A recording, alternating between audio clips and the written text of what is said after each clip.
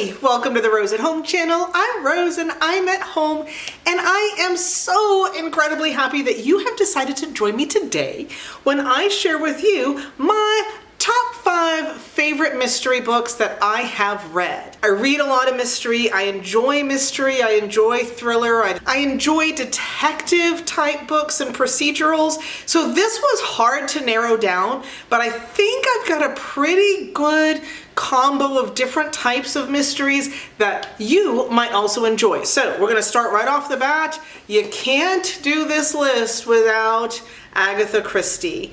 This is one of my absolute favorite Agatha Christie's. It's tied with Crooked House. I also really enjoy that. And Then There Were None. If you are unfamiliar, this is the story of a group of strangers. They all get letters to go to this island. They show up and there's no way off. So they are trapped on this island and they start getting killed off. And nobody knows who's the killer, nobody knows what's going on, and it continues through the numbers. It's so good, it kept me guessing until the end. I now compare other kind of trapped on an island or trapped in a space murder mysteries. They all get compared to this. When I read Gideon the Ninth, if you're someone who DNF'd really early, if you didn't get to the part where you went, oh dear God, is this and then there were none in space, then give it another shot. If you've gotten there and you're still not interested, then that one can go. But this is so good. There's a reason people are still reading Agatha Christie today.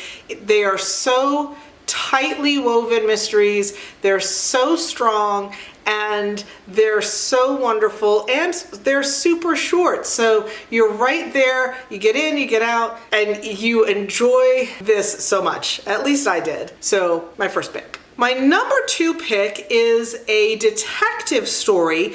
It is set in kind of Agatha Christie time, although she wrote for a very long period, but it was written fairly recently, and it is Stephen Spotswood's Fortune Favors the Dead. First off, I think, as much as I love covers, this is probably my favorite mystery detective cover that I have ever had.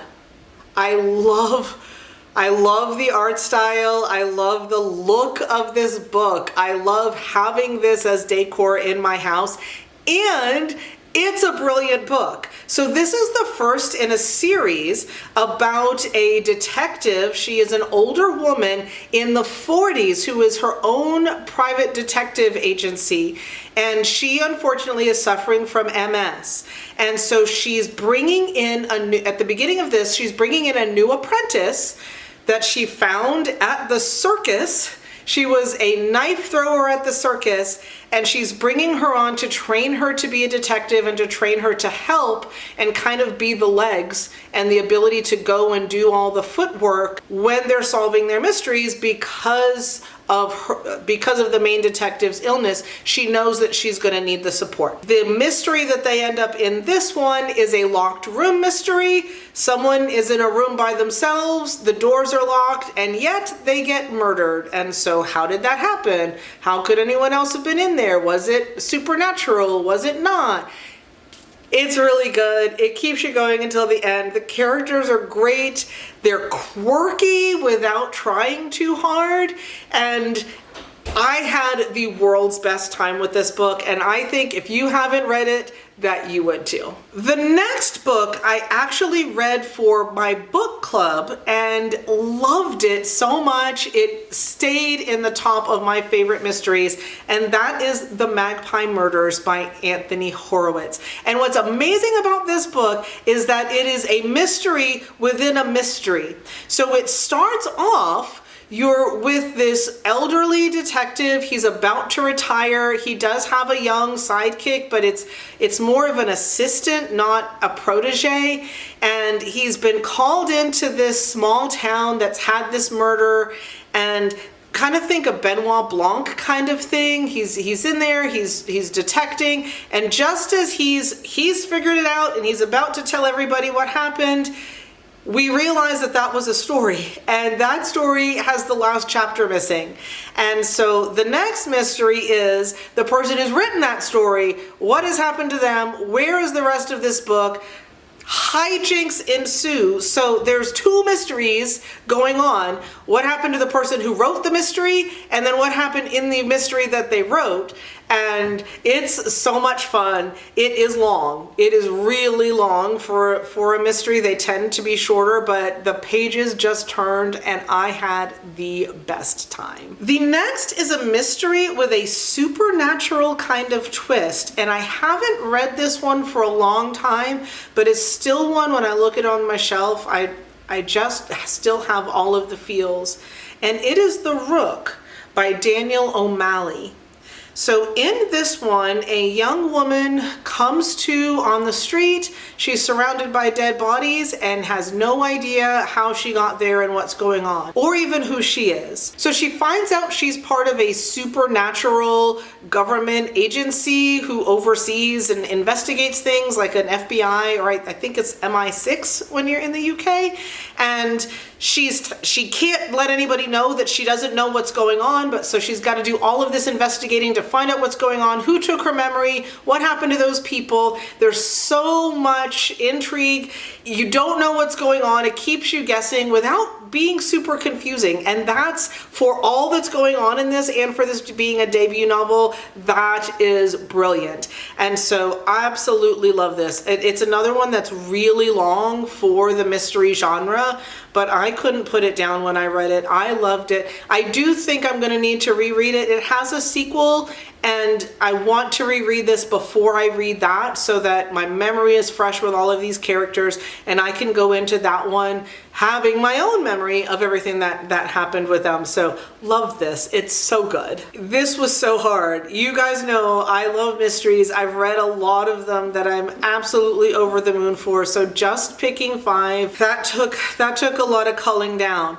But I can't have this list without mentioning this book. It is a mystery suspense thriller, kind of. It is a amateur detective. It is a young lady gets thrown into trying to figure out what's going on with huge political machinations going on all at the same time. It is Stacy Abrams, While Justice Sleeps. And this is so good. I am so excited to read the next one because I loved this. The main character is a young woman named Avery. She is like a clerk for the Supreme Court, and one of the swing vote justices falls into a coma. And she has been named his like executor. He's given her medical power she's got power of attorney. She didn't even know that this all was happening. And so all of these people are trying to get her to give it up. They're trying to discredit her. There are people following her. Like, she has to figure out what's going on, what happened, why am I in this position? There's a reason that this justice wanted her to be the one who figures everything out and trusted her to be able to do all of that, but she has no idea why, and she is flying blind but doing the best detective work ever. And I loved her as a character. This book is so smart. It's one of those detective books where it's just so finely crafted, and all of there are no obvious clues. There's nothing is like painted on the wall in giant letters. Everything is just so succinct and so just smart. I don't know how else to describe it, but if you haven't given this a shot and you like mysteries, or you like the thriller suspense, or you like those big political whodunit kind of things like a John Grisham, give this a shot because I think you'd really like this. Okay, so that was probably my shortest video ever. I am 1 week into having students in my classroom, and this is still a really teacher-heavy time of year for me, and it's going to be this way for a few weeks. So I thought I can pepper in these top 5 lists so that I don't miss time with you, but I still can keep my focus where it needs to be. And right now that's on my students. But I'm so glad that you are here, and I'm so glad I got to take a few minutes to talk to you. And I hope more than anything that you have an amazing week and that you find some time to read some really amazing books. Bye, y'all.